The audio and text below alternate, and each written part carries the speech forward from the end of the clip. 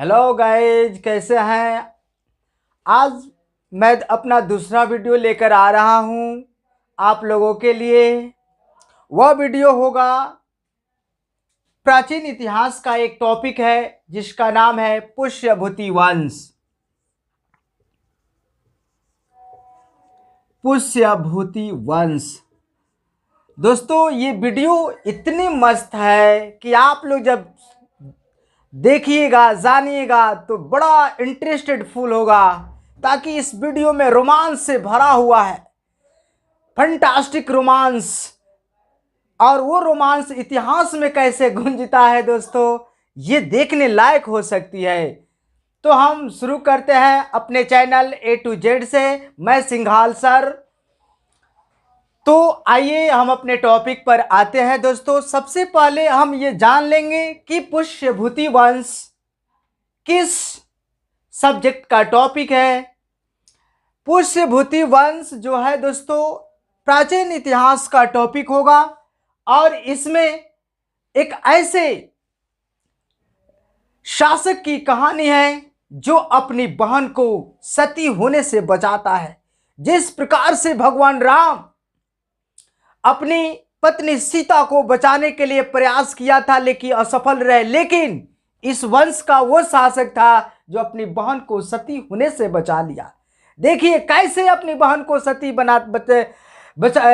होने से बचाता है दोस्तों। तो चले हम अपने टॉपिक पे चलेंगे दोस्तों। सबसे पहले देखेंगे पुष्यभूति वंश। पुष्यभूति वंश हालांकि गुप्त साम्राज्य का एक सामंत था दोस्तों, और वो सामंत उस समय बहुत शक्तिशाली सामंत था जो पुष्यभूति वंश का स्थापना किया। उस सामंत का नाम था पुष्यभूति, जिन्होंने अपनी राजधानी थानेश्वर में बनाया था। और ये थानेश्वर जो आज है हमारे हरियाणा में है, वहां इन्होंने इस वंश का स्थापना किया और राजधानी बनाया दोस्तों। तो इस वंश का हालांकि संस्थापक पुष्यभूति है, लेकिन इस वंश का प्रथम शक्तिशाली शासक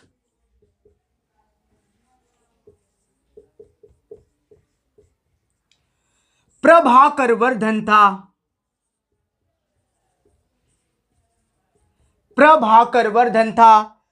हालांकि संस्थापक राजा तो पुष्यभूति को माना जाता है दोस्तों, लेकिन प्रथम शक्तिशाली शासक प्रभाकर वर्धन को माना जाता है।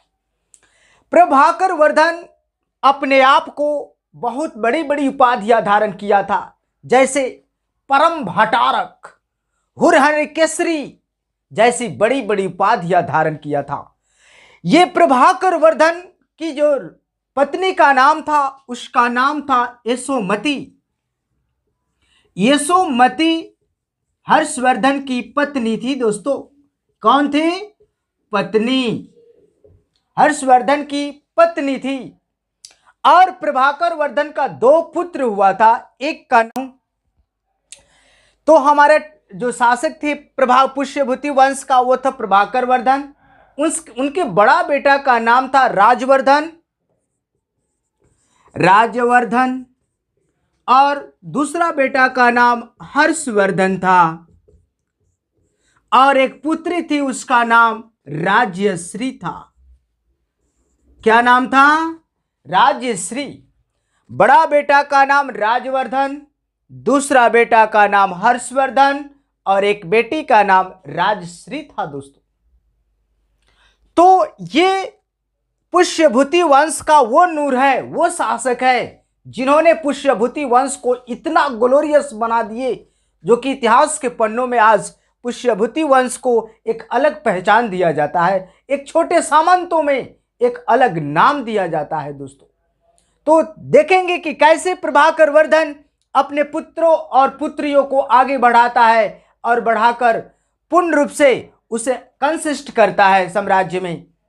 तो देखेंगे कि प्रभाकर वर्धन अपनी बेटी राजश्री का अपने ही जीवन में शादी कर देना चाहता था, और इसके लिए राजश्री के लिए दोस्तों कनौज का शासक कनौज का शासक ग्रहबर्मा, कनौज का शासक ग्रहबर्मा से शादी करना चाहता था और साम्राज्य में शक्तिशाली बनाने का प्रयास करता था प्रभाकर वर्धन। तो क्या किया, राजश्री का शादी कर दिया कनौज के शासक ग्रहबर्मा के साथ। लेकिन एक मालवा का शासक था देवगुप्त। दोस्तों बहुत इंटरेस्टेड कहानी है दोस्तों, ध्यान से सुनेंगे। मालवा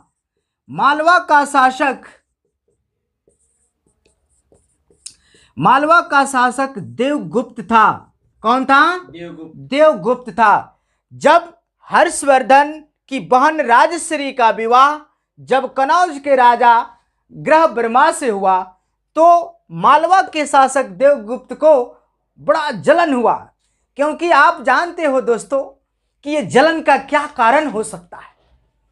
मान लीजिए आप लोग को ही अगर कहा जाए आपको किसी लड़की से मोहब्बत है और दूसरे लड़का ने उस लड़की को चाहता है, तो ये बताइए जो लड़का जिस लड़की को चाहता है और लड़की जिस लड़का को चाहती है उससे न उसकी शादी या उसका जो फ्रेंडशिप है अगर बने तो वो फार बेटर होता है।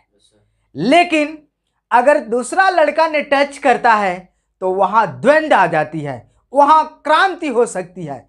अब मान लीजिए किसी का लवर कोई है और उस लवर को दूसरा कोई अडेप्ट करना चाहता है तो वहाँ तो बहुत सारी परिस्थितियाँ आ सकती है, यहाँ तक कि गोली भी चल सकता है। क्या चल सकता है? गोली भी चल सकता है दोस्तों।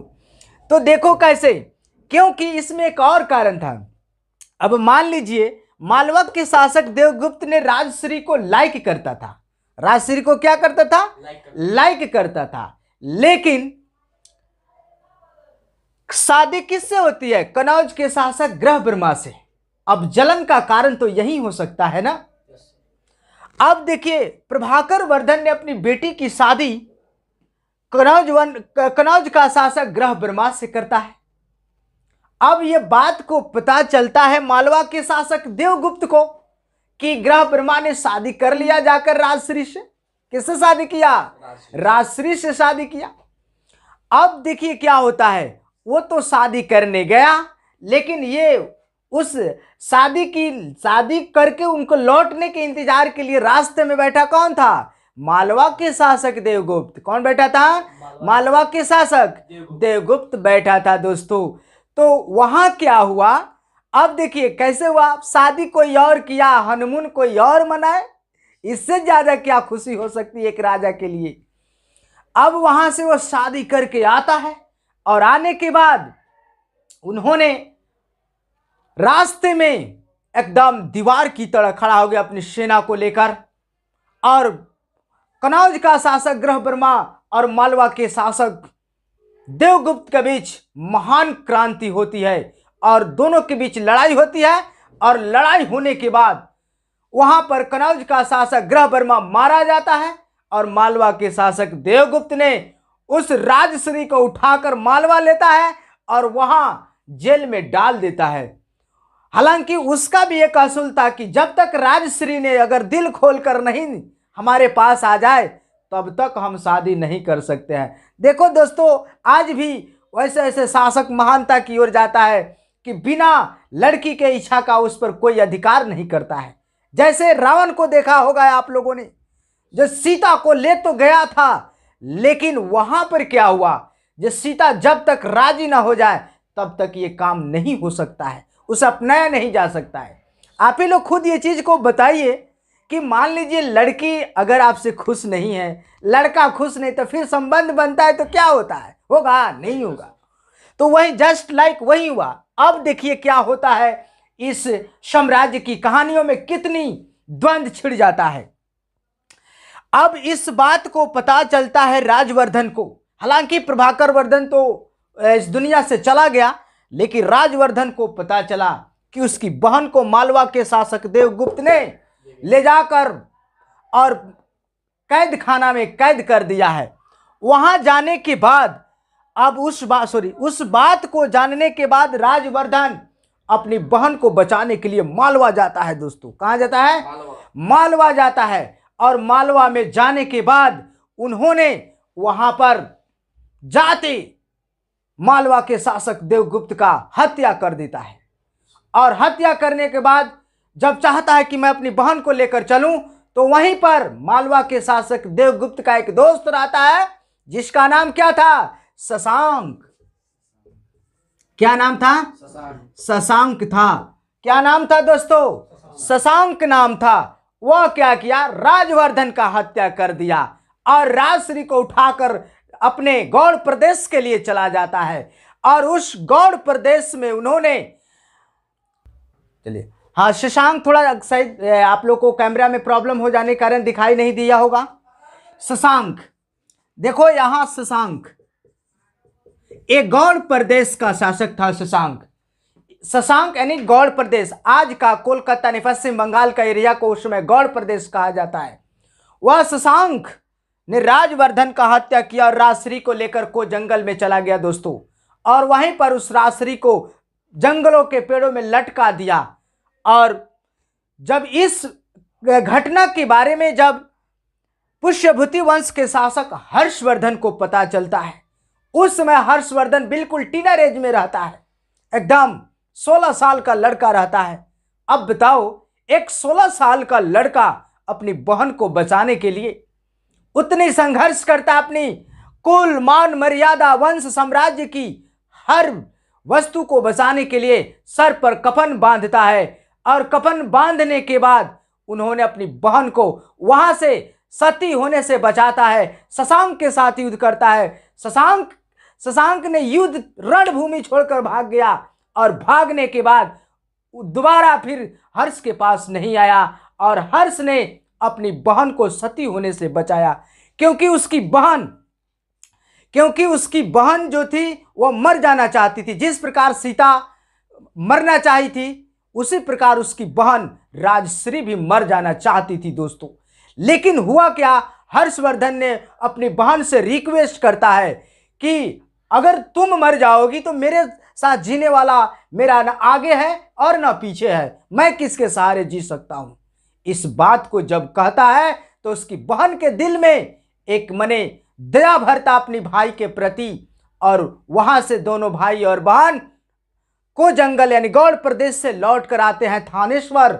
और थानेश्वर आने के बाद हर्षवर्धन ने अपनी बहन को कनौज का शासिका बनाता है और राजधानी थानेश्वर से हटाकर स्वयं कनौज बनाता है। और बनाने के बाद वहां से यानी 16 साल की अवस्था में अपने आप को पुष्यभूति वंश का सबसे शक्तिशाली शासक हर्षवर्धन बनता है दोस्तों।